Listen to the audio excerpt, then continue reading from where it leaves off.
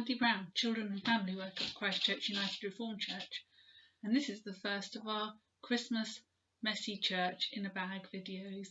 So I'm going to show you what you could do with some old Christmas cards, and I've cut out some already here into circles. Can you see?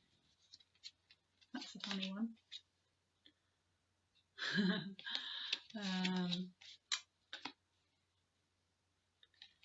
And we're going to be making a bauble that will look a bit like this when it's finished. This is quite a large one.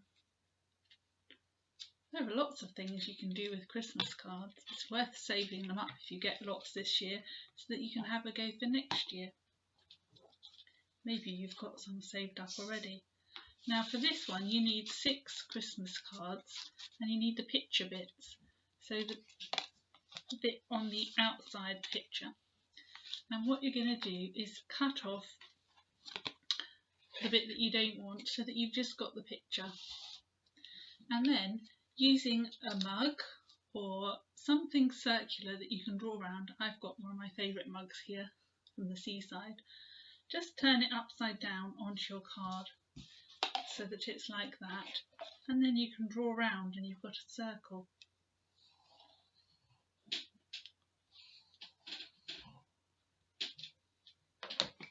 Just like that. So if you draw it onto the plain bit, you'll be able to see it nicely, and then you can cut it out.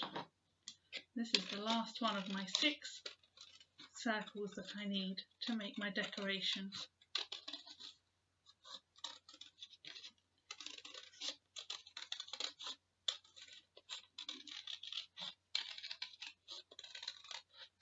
There we go. So don't forget you can recycle the extra card bits by putting them in your recycle bin, the bits you don't need. So now I've got, let's just check, 1, 2, 3, 4, 5, 6. So what you're going to do now is you're going to find the bit of the picture so that it's the right way up, and then fold it so that the sides meet. Actually, that's the wrong way. Fold it inside so that the sides meet. There we go. And you're going to do that with each of them. So let's just do that. So there's our little, I think he's a otter.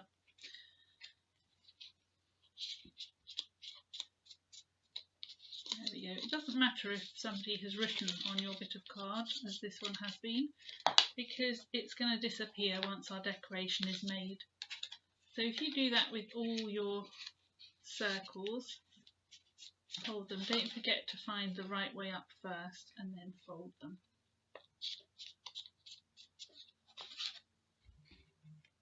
What's this one? Penguins! There's a picture inside. Okay. Last one. This one is carol singing sheep. Have you ever seen any carol singing sheep? I haven't. Okay, so now you've got 6 circled cards all folded in half. And the next bit you need some glue. I'm just using stick glue. I wasn't sure if it would work, but it's worked very well for this one, so I'm going to carry on using my stick glue. And all you need to do is put some glue on one edge, making sure after you've put the glue on that you've got it the same way up as the next card which you're going to add. So make sure they're the same way up, and you're going to stick 2 cards together. So you've got one like that, and stick them together so that the circles match up at the edges. So that's 2 cards together. That's the carol singing sheep and the merry and bright, it says. And you're going to carry on doing that until all your cards are joined together.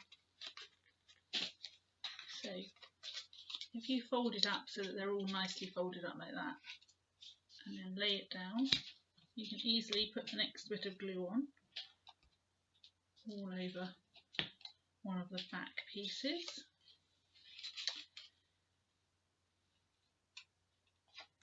and stick the next one on. So there we have 3.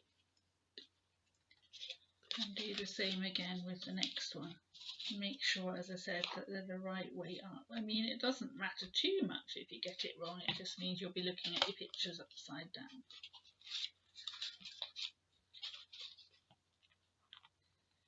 Try and be accurate when you stick them together so that you can't see any of the white card.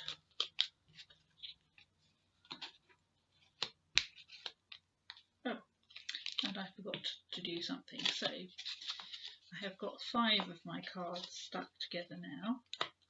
So before I stick the 6th one on, I'm going to make a hole so that we can hang it up. So just unbend it a bit. I've got a hole punch, which makes it nice and easy for me. If you haven't got a hole punch, you're going to have to use some scissors and make a little hole, or get mum or dad to help you, or your big sister or brother. Okay, so that's the 5. As you can see, it's coming together nicely. The last one, you do exactly the same. Put some glue on one side, stick it on so it's the right way up.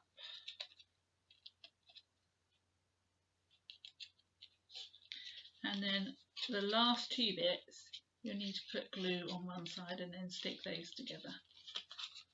So let's do that. Before we stick them together, take a piece of ribbon and thread it through the hole that you made.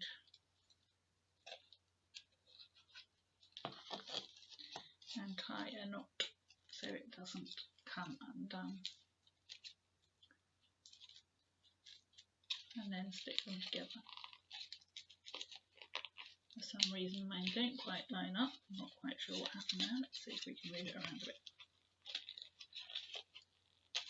Okay, that's okay. All good. I don't think my folding was very accurate. That was the trouble. Right, let's see how it looks. Okay. I'm going to dangle off to one side because my hole is a bit too far over. So that teaches us that we need to put the hole in the middle. I've got a slightly skew-ish one, whereas this one hangs up quite nicely in the middle. So I don't think I can do much about that now, but anyway, maybe I could make another. Anyway, there we go. So that's all there is to it. See if you can make yours better than I made mine. And don't forget, if you want to save your Christmas cards from this year so that you can make lots of different crafts next year, and we'll have a go at some more another time. There we go. So that's that one. So why are we making baubles for Christmas? Well, in the preparation for Christmas, we write and give out cards, don't we? We wrap presents and we put up decorations. And God had been preparing his people for Jesus' arrival for a long time. And in Isaiah 9, verses 2 and 6, it says, "The people who are now living in darkness will see a great light. They are now living in a very dark land, but a light will shine on them. A child will be born to us, a son will be given to us. He will rule over us, and he will be called Wonderful Advisor and Mighty God." And that was written over 700 years before Jesus was born. Wow. So that's our activity for today. I'll see you again tomorrow. Bye bye.